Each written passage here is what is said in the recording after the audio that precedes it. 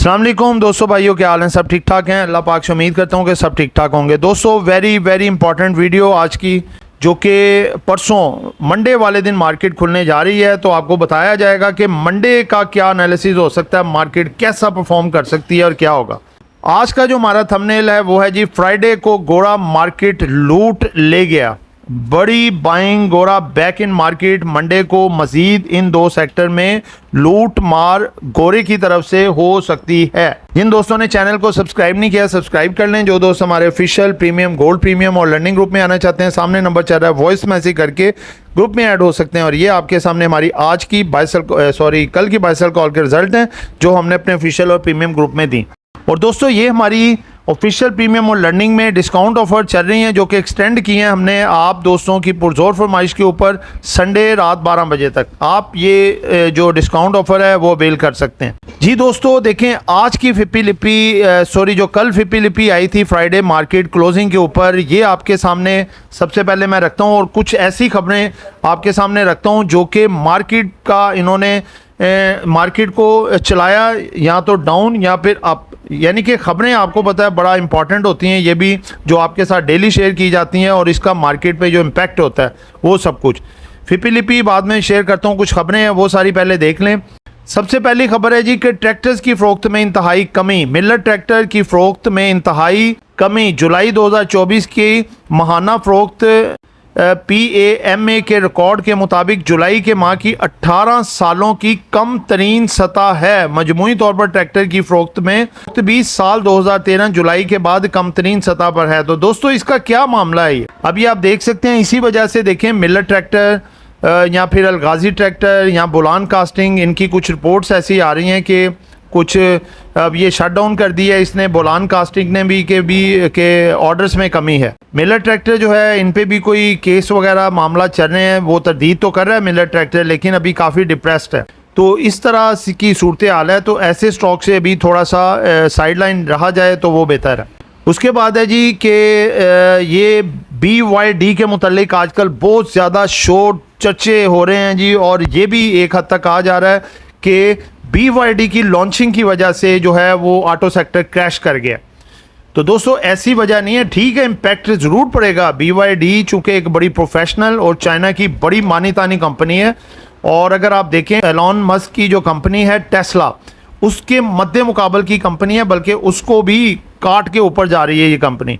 और इसकी प्रोडक्शन बहुत ज़्यादा है और बड़ा स्पीडी काम करते हैं ये। अगर पाकिस्तान में ये अपनी प्रोडक्शन का आगाज़ करते हैं, तो जहाँ पे दूसरी कंपनियाँ तमाम मिलकर जितनी गाड़ियाँ साल की बनाएंगे, ये अकेली कंपनी उतनी गाड़ियाँ बना सकती है। इस वजह से प्रेशर ज़रूर है, लेकिन देखें नामवर जो कंपनी है हमारे पाकिस्तान की भी, उनके भी अच्छे मामलात हैं। ये असल में गंदारा इंडस्ट्री और गंदारा निसान जो बहुत ज़्यादा नीचे गई हैं या और नीचे गए हैं, ये बहुत ज़्यादा बढ़ चुके हैं। देखें जो ज़्यादा नहीं बढ़े थे, जैसे होंडा कार है, वो 6-7 रुपये ही डाउन था, बाकियों में 38 रुपये 35 रुपये ऐसे करके कमी थी। तो ये है कि इनमें कुछ करेक्शन होगी, उसके बाद ये रिवर्सल इनमें आ सकता है दोबारा से। ये सारी आप देख सकते हैं, ये BYD की सारी पिक्स हैं, जो कि ये 17 तारीख को अपने ऑफिशियल लॉन्चिंग करने जा रहे हैं और बाकायदा अनाउंसमेंट करने जा रहे हैं पाकिस्तान में अपनी प्रोडक्ट की। ये निचली भी है, ये है जी 17 अगस्त को BYD पाकिस्तान में अपनी नई जो एनर्जी और ये वाली जो है अपना इलेक्ट्रिक कार की अनाउंसमेंट वो करेगा। उसके बाद दोस्तों ये खबर है जी, जिसने जो है ना अपना गंदारा ऑटोमोबाइल के शेयर को कुछ डाउन किया। ये है जी, disclosure the interest by the director CEO of executive are listed company and their spouses substantial share holding of PSX regulation. ठीक है, आप देख सकते हैं जो इनके डायरेक्टर्स हैं, इन्होंने 10 लाख शेयर तकरीबन बेचे हैं जी अपना 325 रुपये पे। ठीक है, इसकी वजह से भी प्रेशर आया और गंदारा इंडस्ट्री और गंदारा ऑटोमोबाइल दोनों एक तरह के फ्लोर के करीब बंद हुए। तो ये नेगेटिव खबर थी कि डायरेक्टर्स ही अगर शेयर बेच रहे हैं रेडी मार्केट में, तो दूसरे शेयर होल्डरों पे भी ये चीज़ का पैनिक आया। इसलिए अभी थोड़ा इनको अवॉइड करें। इनमें करेक्शन आने के बाद थोड़ी कंसोलिडेशन आएगी, फिर उसके बाद पोजीशन इसमें देखिएगा। ठीक है, जो ज़्यादा बढ़ चुके हैं शेयर, उनसे ज़रा भी एहतियात करें। उसके बाद है जी, पंजाब में 500 यूनिट तक बिजली इस्तेमाल करने वाले को फ़ी यूनिट 14 रुपये का रिलीफ दिया जाएगा। मुस्लिम लीग नून के सदर नवाज शरीफ की न्यूज़ कॉन्फ्रेंस। ये वो हैं जो पाकिस्तान की तबाही और बर्बादी का सामान कर चुके हैं नवाज शरीफ, यानी कि इन्होंने पिछली पार्टी को ये बात की है और ये कह रहे हैं जी कि 500 यूनिट इस्तेमाल करने वालों को 14 रुपये पर यूनिट जो है वो रिलीफ दिया जाएगा। अब देखते हैं ये कब मिलता है। आगे नेक्स्ट है जी, आखिर पे फिपी लिपी खबरें आज अभी कम है, कल संडे है, कल खबरें ज़्यादा होंगी और मार्केट के हवाले से जो इम्पेक्ट करती हैं वो भी आपके सामने रखेंगे।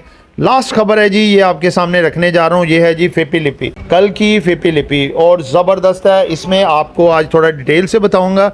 देखें, फॉरेन कॉरपोरेट्स की बाइंग है जी 4.92 मिलियन डॉलर की और सेलिंग है सिर्फ और सिर्फ 0.67 मिलियन डॉलर की, यानी कि 4.25 मिलियन डॉलर की बाइंग पे हैं। अब ये बाइंग पे दोबारा आके खड़े हो गए हैं, ठीक है। पावर में इन्होंने कुछ बाइंग नहीं किया, टेक्सटाइल में कुछ नहीं बाय किया, अदर्स में इन्होंने 0.26 मिलियन डॉलर का माल बेचा है, बैंक्स में 1.22 मिलियन डॉलर का माल इन्होंने ख़रीदा है, ठीक है। उसके बाद टेक्नोलॉजी में इन्होंने 0.10 का माल ख़रीदा है, सीमेंट में इन्होंने 0.08 का माल बेचा है, फर्टिलाइज़र में 0.10 मिलियन डॉलर का माल बेचा है, फूड सेक्टर में सबसे ज़्यादा माल इन्होंने ख़रीदा है जी 3.36 मिलियन डॉलर का, E&P में भी 0.01 मिलियन डॉलर का माल ख़रीदा है, OMC में कुछ नहीं ख़रीदा और ये आपके सामने डिटेल थी। उसके बाद फॉरेन इंडिविजुअल्स वो 0 रहे हैं, ओवरसीज़ पाकिस्तानी भी बाइंग पे हैं, 5.59